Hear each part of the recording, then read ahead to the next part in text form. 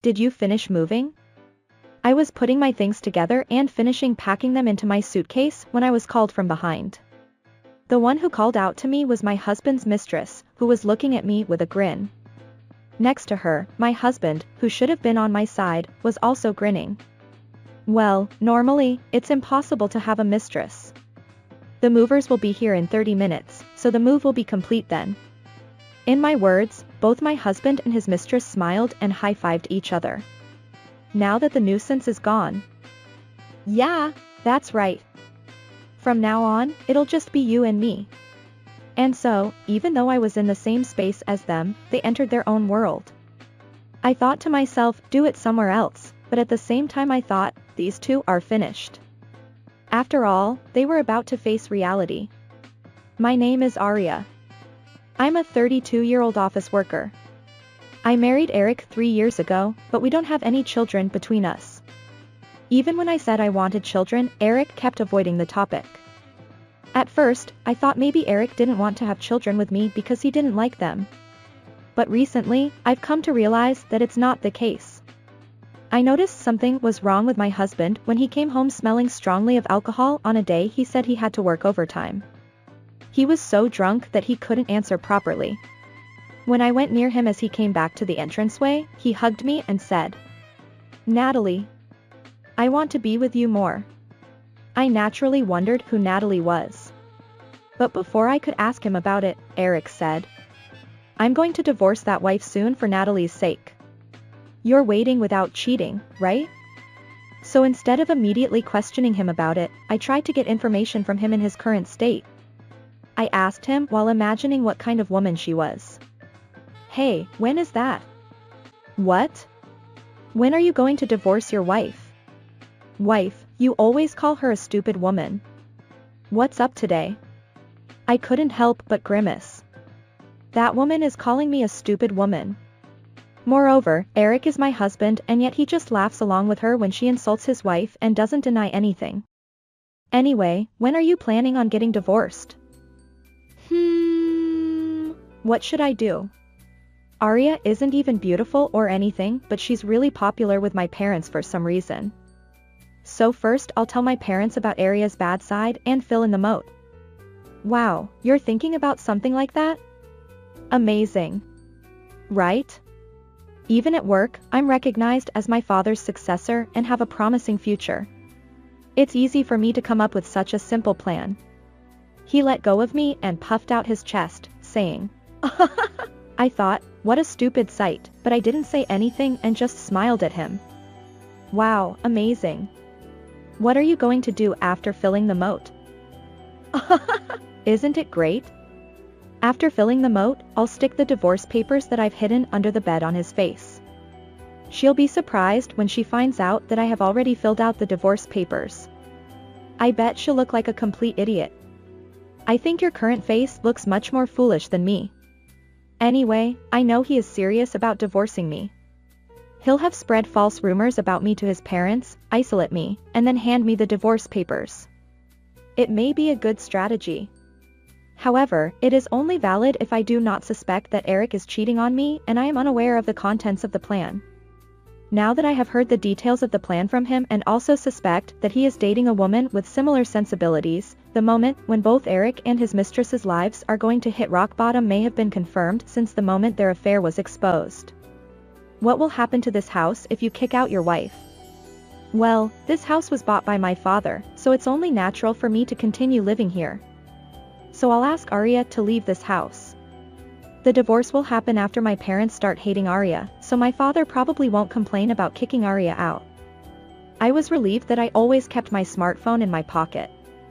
No matter how close I am to my in-laws, even if I tell them that their son is thinking such foolish things, my father-in-law and mother-in-law will not easily believe me. That's why I needed solid evidence. I took out my cell phone and started recording. I succeeded in making Eric talk about what he was going to do to me and what he knew about his mistress several times. I was preparing to go to my in-laws' house on the next holiday with that audio data. Then Eric came there. Are you going out? Yes, I'm going to talk to your father and mother now. When I said that, he made a face.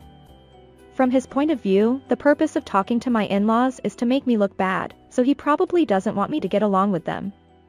However, even if he tells me not to approach my in-laws, it would look suspicious if I obeyed him. Don't bother your father and mother too much. Maybe you're the only one who thinks you're close. He did his best to intimidate me. What do you mean by, you're the only one who thinks you're close?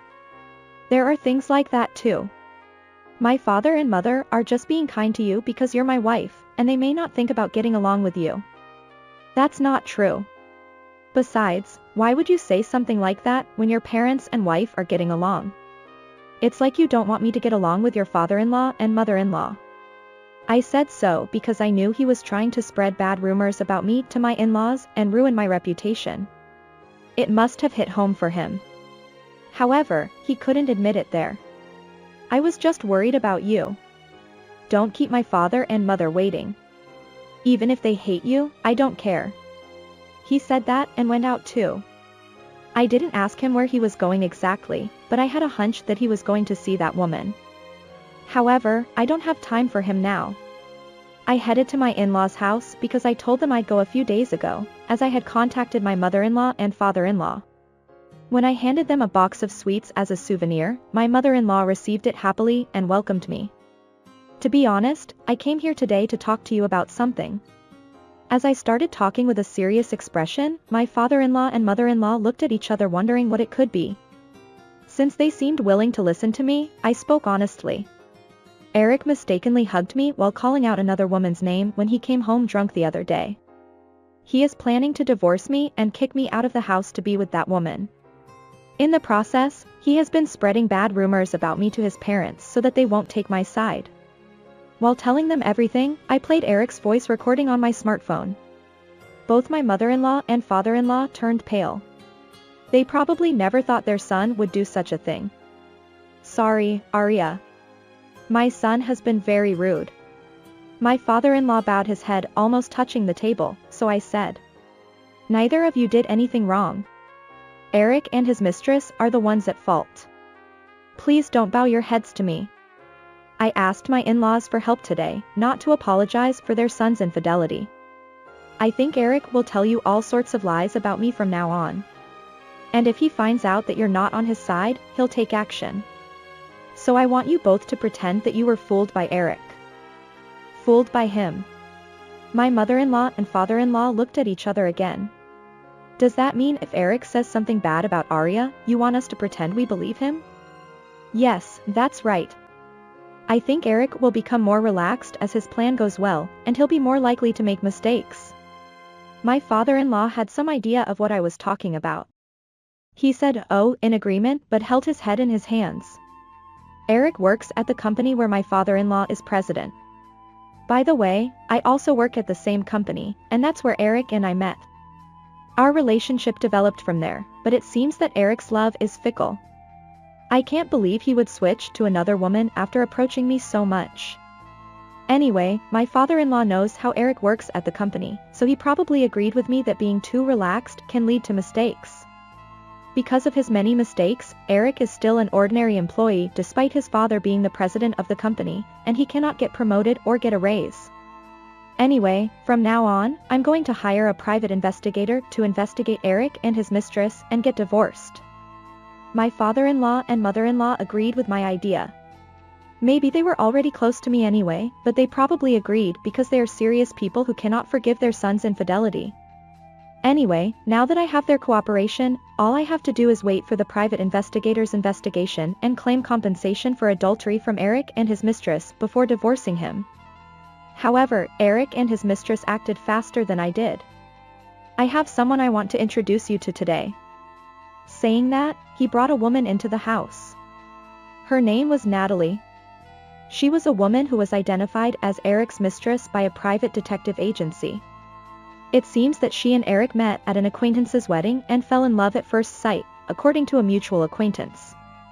They must have thought that I didn't know about their affair, so they were relaxed and made the stupid mistake of talking to others. Well, it was lucky for me, but even so, I was amazed that the private detective agency hadn't hidden it so much. When I heard that, I was amazed and said, I married a terrible man.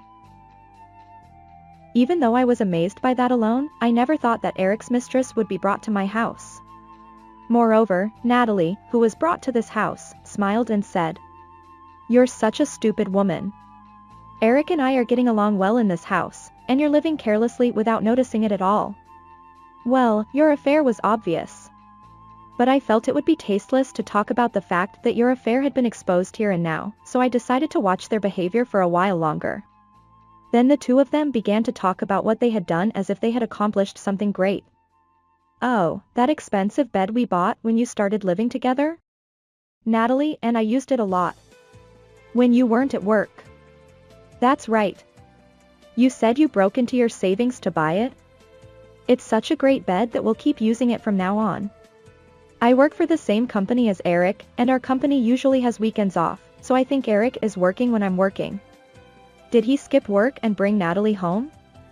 I had to explain it to my father-in-law, who is also the president, later.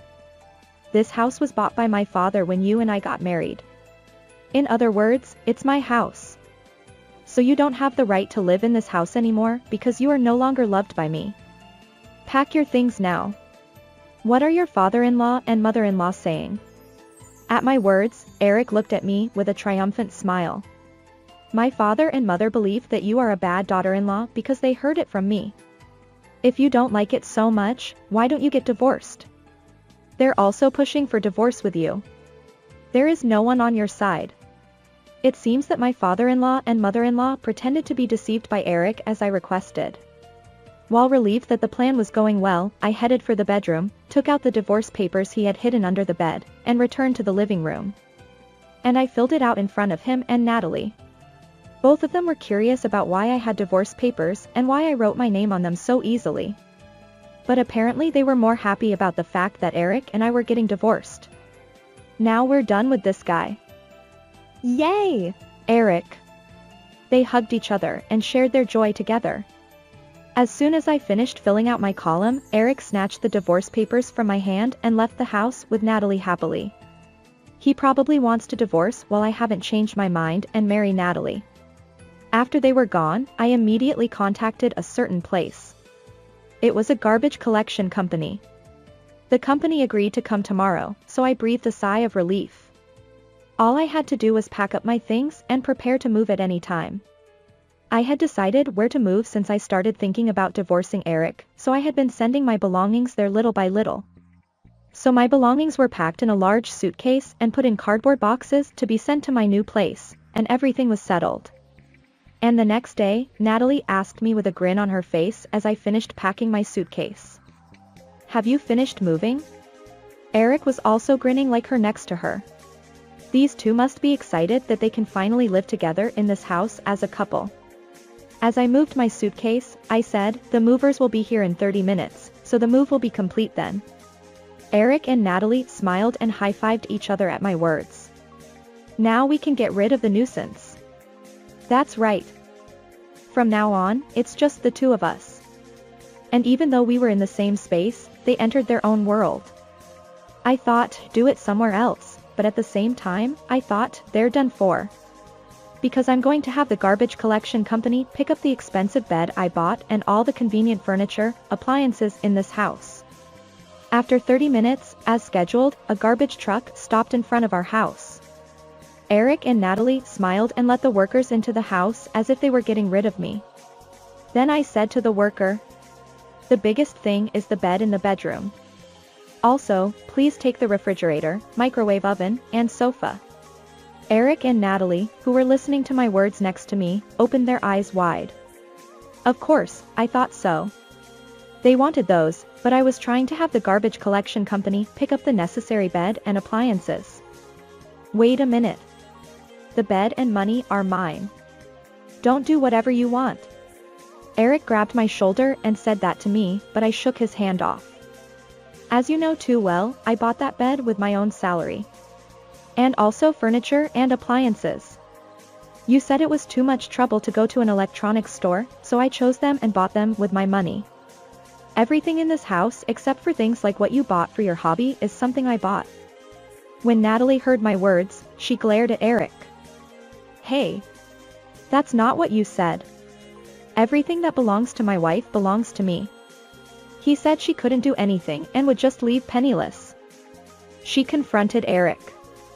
I was betrayed by my husband who cheated on me, but he had no right to say that I would leave penniless. Of course, I'll claim damages for your affair from both of you. Please look forward to receiving a certified letter from a lawyer. As you said before, this house belongs to your father-in-law, so please discuss what you want to do with him from now on. Eric seemed to remember his father's existence in my words, and he quickly returned to his grinning expression.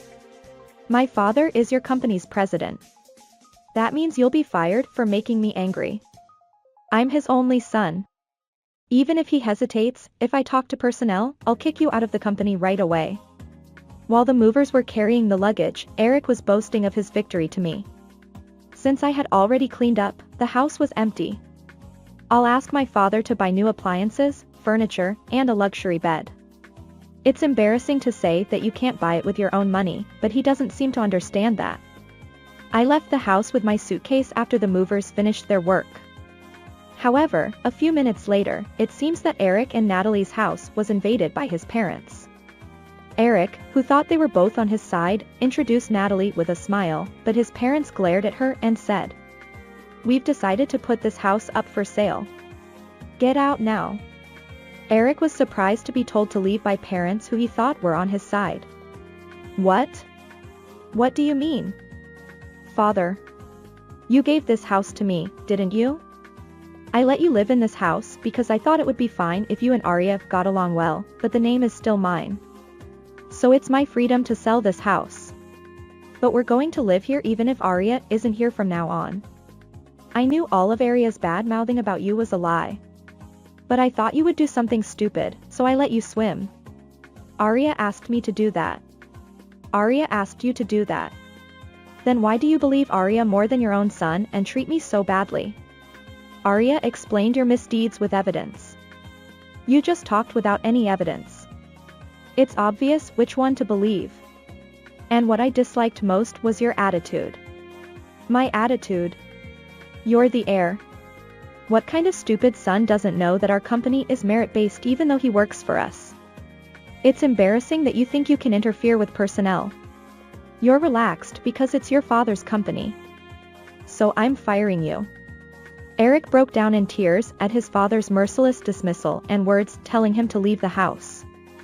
Natalie also tried to escape because she thought he was useless, but Eric wouldn't let her go. The two of them began their worst newlywed life.